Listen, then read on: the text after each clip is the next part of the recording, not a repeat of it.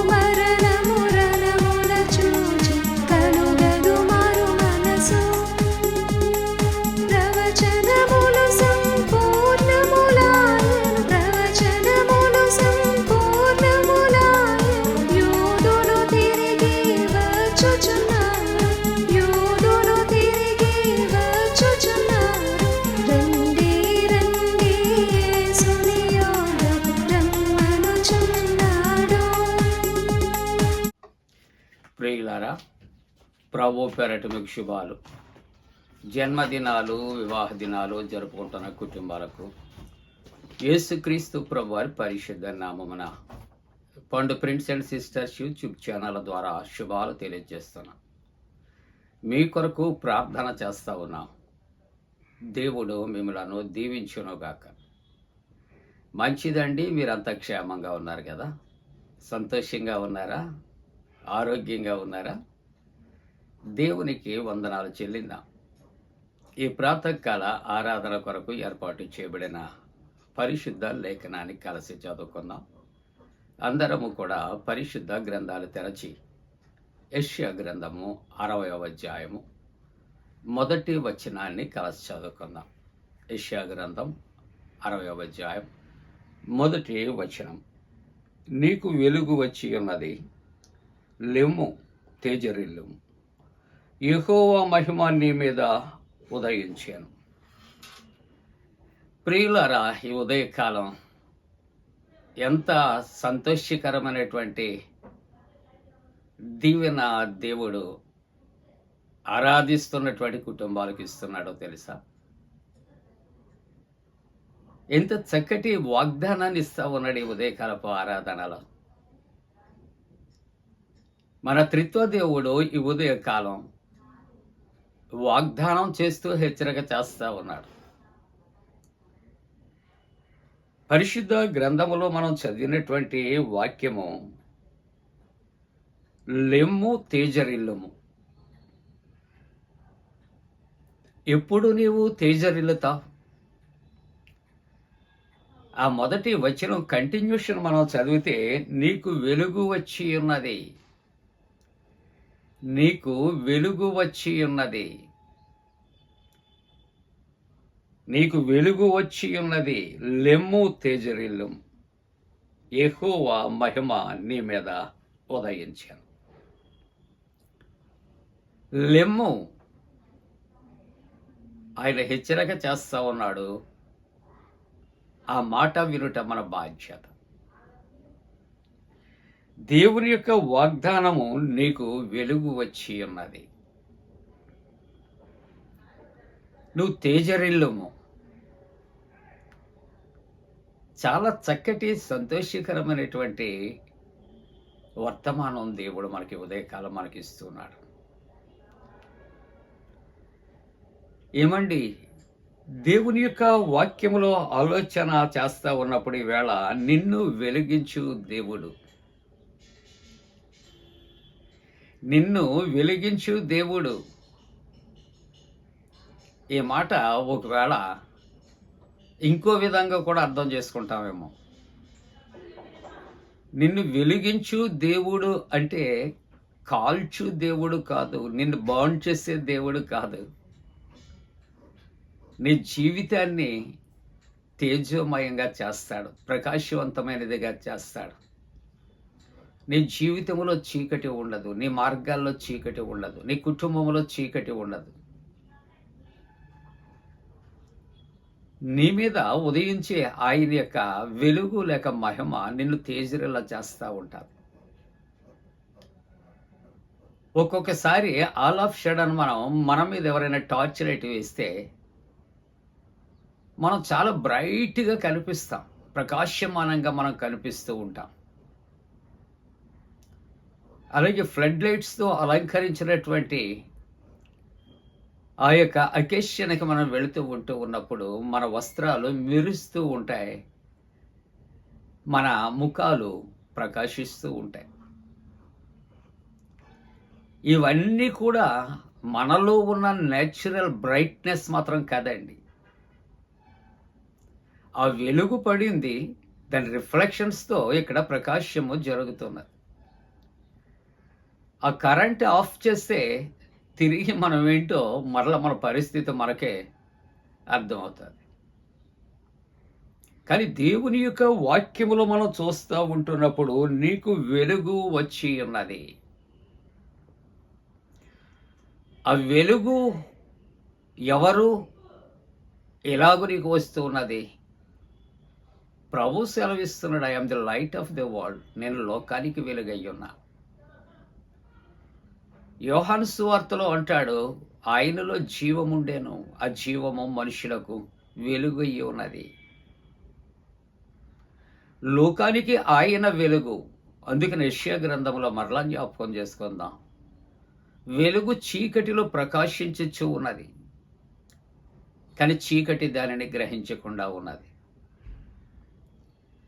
యోహాను భక్తుడు క్రీస్తు కొరకు యోహాను సువార్తలో సాక్ష్యం ఇస్తాడు, నేను వెలుగై ఉండలేదు, కానీ వెలుగు కొరకు నేను సాక్ష్యం ఇస్తూ ఉన్నాను. వెలుగు అయ్యున్నటువంటి దేవుని నీవు కలిగి ఉంటే ఆయన వెలుగు నీకు ఇస్తాడు, నిన్ను వెలిగిస్తాడు, ఆ వెలుగు నీతో ఉంటుంది అని ఉదయకాలం దైవవాక్యం మాట్లాడుతూ ఉన్నది. ప్రియులారా, ఒక వ్యక్తి ఎదర ఒక టార్చ్ లైట్ వేసుకుని వెళుతూ ఉంటే ఆ వెనుక వెళుతున్నటువంటి వ్యక్తులము కూడా ఆ లైటింగ్లో మనం వెళుతూ ఉంటాం. లోక సంబంధమైన వెలుగు స్థిరము కాదు, కానీ క్రీస్తు నిజమైనటువంటి వెలుగు.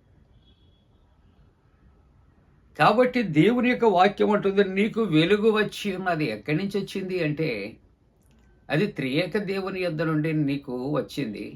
కాబట్టి నువ్వు లే, తేజరిల్లు. రెండవ మాట అంటాడు, యెహోవా మహిమ నీ మీద ఉదయించాను. ఆయన మహిమ నిన్ను వెలిగిస్తుంది, అది నిన్ను ప్రకాశింపచేస్తా ఉన్నది. ఈ వెలుగు స్థిరమైనది ప్రియులారా. ప్రియులారా, నిన్ను వెలిగించే దేవుడు. 27వ సంకీర్తన 1వ వచనములో చూస్తూ ఉన్నప్పుడు, యెహోవా నాకు వెలుగును రక్షణ అయ్యున్నాడు. ఎవరు మనకు వెలుగు, ఎవరు మనల్ని వెలిగిస్తారంటే నోబడీ ఎల్స్, ఎవరు కాదండి. ఎవరు మనల్ని వెలిగించలేరు. ప్రభు ఆయన మనల్ని వెలిగిస్తాడు. ఆయన వెలుగులో మనం నడుచుకుంటాం. ఆయన వెలుగు మనలను ప్రకాశింపచేస్తాడు. ఎంత చక్కటి మాట జ్ఞాపకం చేస్తున్నాడు.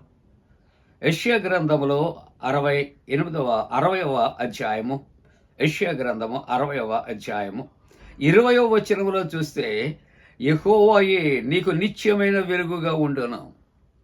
నో డౌట్, ఆయనే నీకు నిత్యమైనటువంటి వెలుగు. ఆ వెలుగు ఆరిపోదు. ఆయన నీతో ఉన్న కాలం, ఆయన నీతో ఉన్న కాలం, నీవు ఆయనతో ఉన్న కాలం, ఆ వెలుగు నీతో స్థిరముగా ఉంటుంది. ఆయన విడిచి నువ్వు వెళ్ళిపోతే వెలుగు నీకు దూరం అయిపోతుంది. కాబట్టి మన జీవితంలో వెలుగు అయ్యున్నటువంటి దేవుని విస్మరించి ఆయనకి దూరం కాకూడదు. ఆయన అడుగులో అడుగు వేసి మనం నడవాలి. ఆయన చేయి పట్టి మనం నడవాలి. ఆయన వెలుగుతో నింపబడాలి. ఆయన వెలుగులో జీవముంది. మన జీవితాలు ఆయన ప్రకాశింపచేస్తాడు. మనం అనుకుంటూ ఉంటాం, ఒకవేళ బ్యూటిఫికేషన్ కొరకు చాలా శ్రమలు పడతా ఉంటాం మనం, అందచందాల కొరకు. తప్పేమీ లేదు. సామెతల గ్రంథం 31వ అధ్యాయం 30వ వచనములో మనం చూస్తున్నప్పుడు అందము కొరకు, సౌందర్యం కొరకు చెప్పే మాటలు. అంటే దేవుడు కురీపిగా ఉండమని చెప్పటం లేదు. ఇవన్నీ కూడా వ్యర్థం అంటున్నాడు అంతే. మరి ఏది నీకు స్థిరమైనటువంటి సౌందర్యం, అందాన్ని ఇస్తుంది? దేవుని యొక్క వెలుగు సౌందర్యవంతులుగా చేస్తూ ఉన్నది. ఎందుకంటే ఆయన యొక్క వెలుగు ఎప్పుడూ కూడా ఆరిపోయేది కాదు. ప్రియమైనటువంటి వారలారా, ఇక్కడ 36వ సంకీర్తన 9వ వచనములో, నీవు వెలుగును పొంది మేము వెలుగుచున్నాం. దేనితో వెలుగుతున్నామట? ఇంట్లో జనరేటర్ ఉన్నా, టార్చ్ లైట్స్ ఉన్నా, ఇంకా విలువైనటువంటి లైట్స్ ఉన్నా, ఇవన్నిటినీ కూడా ఛార్జింగ్ చేయవలసినటువంటి పరిస్థితి. ఛార్జింగ్ అయిపోయింది అనుకోండి, ఆరిపోతుంది. దేవుడు నిన్ను వెలిగిస్తే నీవెప్పటికీ ఆరిపో. నీ వెలుగు దేదీప్యమానంగా ఉంటుంది. అందుకని నీ వెలుగును పొంది మేము వెలుగుచున్నాం. మీకా గ్రంథములో 7వ అధ్యాయం 8వ వచనములో, నేను అంధకారమందు కూర్చున్నాను, యెహోవా నాకు వెలుగుగా ఉండును. అంధకారములో, గాఢాంధకారములో మనం ఉన్న వెలుగుగా మనం ఉంటాం. యెహోవాయే మనకు వెలుగు అనే మాటలు దైవ గ్రంథములో వ్రాయబడుతున్నాయి. ముగింపుగా యెషయా గ్రంథము 2వ అధ్యాయం 5వ వచనంలో ఆహ్వానిస్తున్నాడు, రండి మనము యెహోవా వెలుగులో నడుచుకుందాం. ఆయనే మనకు వెలుగు. ఆయనే మనల్ని వెలిగించాడు, మనల్ని ప్రకాశింపచేస్తున్నాడు. మీరు తేజరిల్లాలి. ఆయన వెలుగులో నడుచుకుందాం. ఆయన కలిగిన సమయం అంతయు, జీవిత కాలం, జీవిత పర్యంతం ఆ వెలుగుతో నింపబడి మన కుటుంబాలు ఏ విధంగా ఉంటాయని ఆలోచన చేస్తే, ఇక్కడ ఆ వెలుగుతో మనం ఎప్పుడూ కూడా